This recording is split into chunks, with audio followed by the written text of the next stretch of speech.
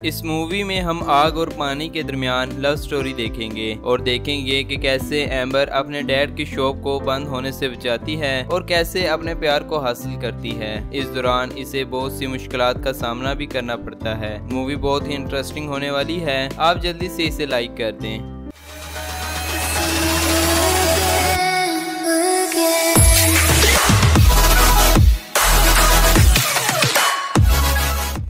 It's hero time!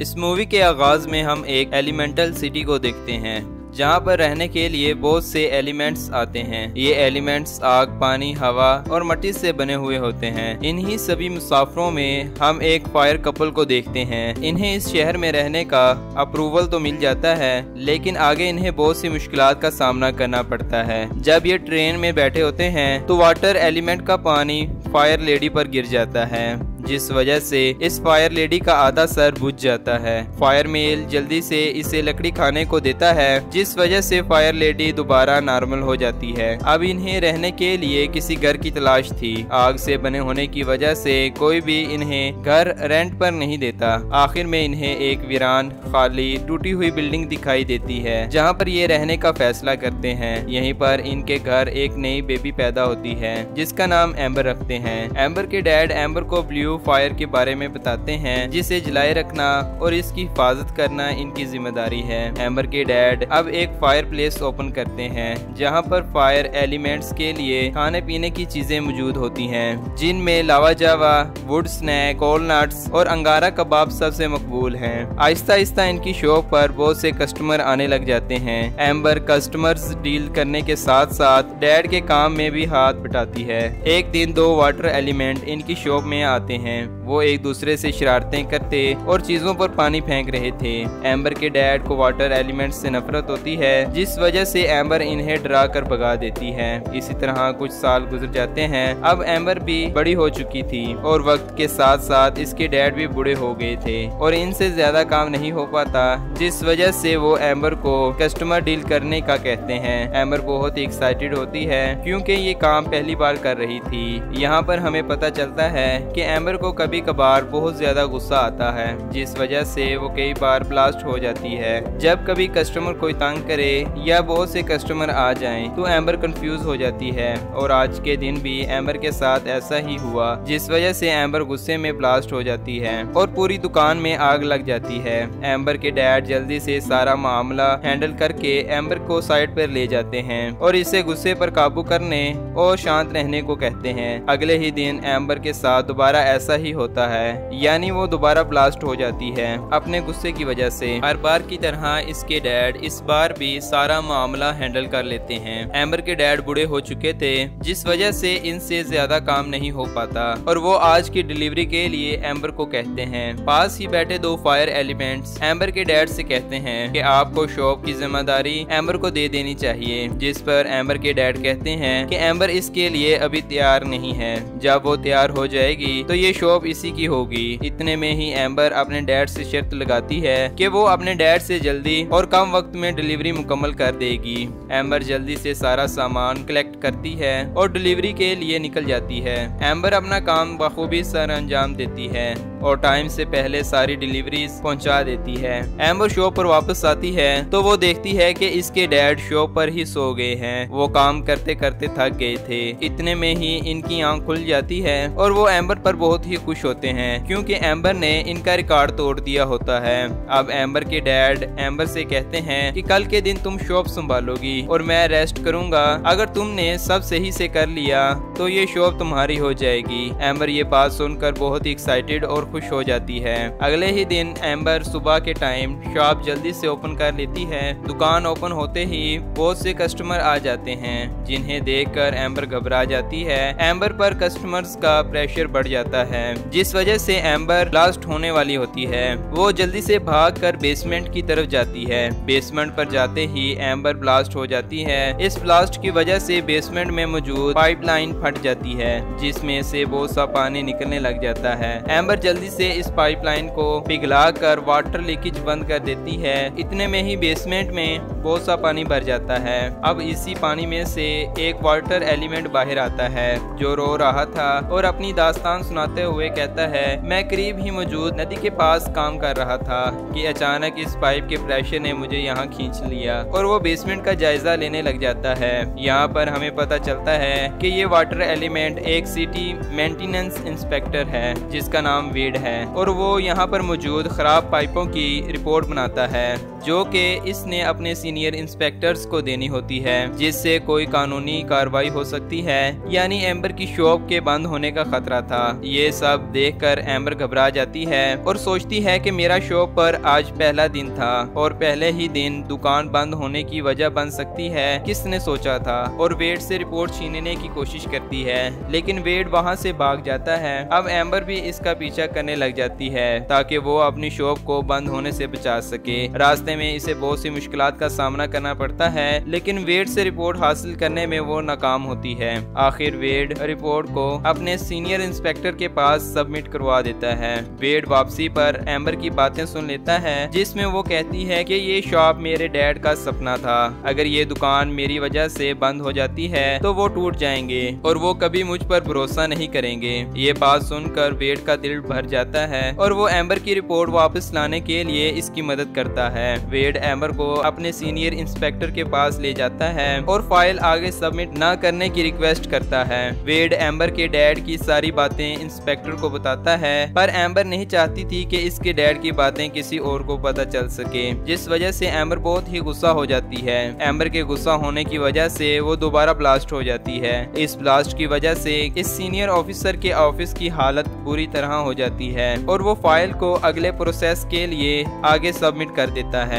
अब amber मायूसी की हालत में शॉप पर वापस आती है। वो देखती है कि इनकी शॉप टाइम से पहले ही बंद हो चुकी है। वो जल्दी से शॉप के अंदर आ जाती है और देखती है कि बेसमेंट में इसकी मॉम और डैड पाइप लीकेज बंद कर रहे हैं। एम्बर के डैड बहुत गुस्से में होते हैं और वो पूछते हैं कि क्या तुमने उस वाटर एलिमेंट को पकड़ा है जिसने ये सब कुछ किया। एम्बर के डैड को इसी वाटर एलिमेंट पर शक था जिसका पीछा करते हुए एम्बर को इसके डैड ने देख लिया था। एम्बर को कुछ समझ नहीं आता और वो अपने डैड की मदद करने लग जाती है। एम्बर की मोम कहती है कि हम दोबारा हार नहीं मान सकते। एम्बर के पूछने पर एम्बर की मोम बताती है कि हमारी फायरलैंड छोड़ने की एक वजह थी। फायरलैंड हमारे लिए एक जन्नत थी। तुम्हारे डैड ने घर बनाने के लिए वो सब कुछ किया जो वो कर सकते थे, लेकिन एक दिन भयानक तूफान आया जिसमें हमने अपना सब कुछ खो दिया। इस टाइम हमें जरूरत थी तो सिर्फ एक नई शुरुआत की, इसलिए हमने फायरलैंड छोड़ा, अपना खानदान छोड़ा। ये सब हमारी मजबूरी थी। एम्बर ये सब सुनकर बहुत दुखी हो जाती है और फैसला करती है कि वो अपनी दुकान को बचाकर ही रहेगी। अगले ही दिन एम्बर वेड के साथ एक बास्केटबॉल टूर्नामेंट में जाती है जहां पर वो वेड की सीनियर बॉस से मिलेगी ताकि वो एम्बर की शॉप को बंद होने से रुकवा सके। वेड के सीनियर बॉस अपने बेटे की हौसला अफजाई के लिए इस टूर्नामेंट में आई थी जो कि बास्केटबॉल खेल रहा था। एम्बर इनसे बात करने की कोशिश करती है लेकिन सीनियर बॉस एम्बर की बात पर तवज्जो नहीं देती, जिसके नतीजे में एम्बर गुस्से में आ जाती है और वो वेड की बॉस के साथ लड़ने लग जाती है। इसी दौरान वेड सबका ध्यान अपनी तरफ खींचता है और कहता है कि हमें सीनियर बॉस के बेटे की हौसला अफजाई करनी होगी ताकि वो हारा हुआ मैच जीत सके। वेड के कहने पर सभी इसका साथ देने लग जाते हैं। आखिर सीनियर बॉस का बेटा मैच जीत ही जाता है। इस वजह से सीनियर बॉस बहुत ही खुश होती है और अब वो एम्बर की बात सुनने के लिए तैयार होती है। सीनियर बॉस इसे कहती है कि ये मैच मेरे लिए बहुत ही इम्पोर्टेंट था। एम्बर कहती है कि जिस तरह आपके लिए आपके बेटे का मैच इम्पोर्टेंट है, इसी तरह मेरी डैड की शॉप भी मेरे लिए इम्पोर्टेंट है, इसलिए आप इस रिपोर्ट को कैंसिल कर दें। सीनियर बॉस कहती है कि ये बात हैरान करने वाली है कि फायरप्लेस पर पानी कैसे आ सकता है, ये पानी तो सालों से बंद पड़ा है, और वेड को इस बात की तहकीक करने का कहती है। अब वेड और एम्बर इस जगह को ढूंढ लेते हैं जहां से पानी आ रहा था, जो कि एक टूटा हुआ रास्ता था। वेड और एम्बर मिलकर इस टूटे हुए रास्ते को बंद कर देते हैं सीमेंट की बोरियों से। इसके बाद वेड एम्बर को अपने साथ एलिमेंटल सिटी घूमने के लिए कहता है, जिसके लिए एम्बर मान भी जाती है। अगले ही दिन एम्बर बहुत ही खुश होती है क्योंकि इसे पता होता है कि पाइप लीकेज का मसला जल्द ही हल हो जाएगा, और वो इस दिन कस्टमर्स के साथ बहुत ही अच्छा बर्ताव करती है। अब वो टाइम हो जाता है जब एम्बर को वेड के साथ मिलने जाना था। वो दोनों मिलकर बहुत ही इंजॉय करते हैं और सारा एलिमेंटल सिटी घूमते हैं। अगले ही दिन वेड छुपकर एम्बर के पास आता है और इसे कहता है कि जो रास्ता हमने ब्लॉक किया था वो दोबारा टूट गया है, हमें और ज्यादा रेत और सीमेंट की जरूरत है। इतने में ही एम्बर के डैड वहां आ जाते हैं और वो वाटर एलिमेंट को देखकर बहुत गुस्सा होते हैं। वो इन सारे मामलात का कसूरवार वेड को समझते थे। वेड अपनी असलियत छुपाते हुए कहता है कि मैं फूड इंस्पेक्टर हूँ और यहाँ पर फूड को चेक करने आया हूँ, जिस पर एम्बर के डैड इसे अपने साथ ले जाते हैं और इसे फूड खिलाते हैं जो कि फायर एलिमेंट के लिए बना होता है। वेड को ना चाहते हुए भी ये सब खाना पड़ता है। अब एम्बर कैसे तैसे करके वेड को यहाँ से बचा लेती है और बीच के पास मिलने का कहती है। अब शाम के टाइम एम्बर और वेड रास्ते को रोकने के लिए रेत इकट्ठा करने लगते हैं। इतने में ही एम्बर को एक आइडिया आता है और वो वहाँ मौजूद रेत को पिघला कर रास्ता बंद कर देती है। अब वेड एम्बर को अपने घर ले जाता है। एम्बर की मोम को एम्बर पर शक था, जिस वजह से वो भी इनका पीछा करती है। वेड अपने घर पर अपनी फैमिली से एम्बर को मिलवाता है। वेड की फैमिली एम्बर से मिलकर बहुत ही खुश होती है। यहाँ पर एम्बर अपना टैलेंट दिखाती है। वो टूटे हुए जग को पिघला कर नया जग बना देती है। वेड की मोम ये देखकर बहुत ही हैरान होती है। इतने में ही वेड के सीनियर बॉस की कॉल आ जाती है, जिसे सारा माजरा पता चल जाता है और वो इस रिपोर्ट को कैंसिल कर देती है, जिससे एम्बर की शॉप बंद होनी थी। वेड ये बात एम्बर को बताता है, जिस पर एम्बर बहुत ही खुश होती है। इसके बाद वेड की मॉम एम्बर से कहती है कि मेरी एक फ्रेंड है जो कि ग्लास फैक्ट्री में काम करती है। मैंने इससे तुम्हारे टैलेंट के बारे में बताया है। मुझे लगता है कि तुम्हें अपना टैलेंट जाया नहीं करना चाहिए, इसीलिए अगर तुम चाहो तो एक नई शुरुआत कर सकती हो अपने फ्यूचर की। ये बात सुनकर एम्बर वहाँ से चली जाती है और वेड इसके पीछे ही था। ऐसा लग रहा था कि जैसे एम्बर को वेड की मॉम की बात पसंद नहीं आई और वो गुस्से में ड्राइव कर रही थी। एम्बर को वेड के साथ इसकी मॉम भी देख लेती है। अब एम्बर अपने घर आ चुकी थी। इसकी मॉम इन्हें पकड़ लेती है और कहती है कि ऐसा नहीं हो सकता, आग और पानी एक नहीं हो सकते और मैं ये साबित भी कर सकती हूँ। एम्बर की मॉम को शक था कि एम्बर प्यार करने लगी है, इसलिए वो इन्हें अपने रूम में ले जाती है और इनके सामने 2 कैंडल रख देती है और कहती है कि तुम्हें इन कैंडल्स को जलाना होगा अपनी आग से और फिर इससे निकलने वाला धुआं बताएगा कि तुम दोनों में कितना प्यार है। एम्बर तो बड़े आसानी से कैंडल को जला देती है, लेकिन मुश्किल तो वेड के लिए थी क्योंकि वो एक वाटर एलिमेंट है। वेड अपने दिमाग का इस्तेमाल करते हुए एम्बर के सामने आ जाता है और अपनी बॉडी की मदद से एम्बर से निकलने वाली रोशनी को एक फोकस पॉइंट पर रिफ्लेक्ट करता है, जिस वजह से वेड की कैंडल भी जल जाती है और इनसे निकलने वाला धुआं वाजिया करता है कि इन दोनों को एक दूसरे से प्यार है।